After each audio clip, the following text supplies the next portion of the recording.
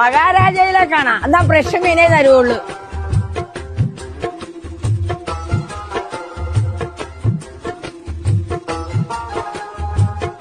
ഇതിനും ഫുഡ് തിരഞ്ഞു കഴിക്കുന്ന ആളാണ്.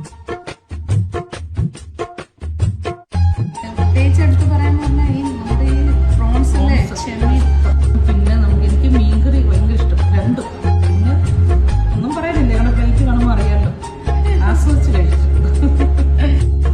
ലാസ്റ്റിലെ പായസം കൂടെ ആയപ്പോൾ എല്ലാം സെറ്റായി. ഞാനല്ലെങ്കിൽ നമ്മള് ഫുഡ് കഴിക്കുമ്പോൾ എന്തെങ്കിലും ബാലൻസ് വരും. ഇതിപ്പോ ഒന്നും ബാലൻസ് വരുന്നില്ല.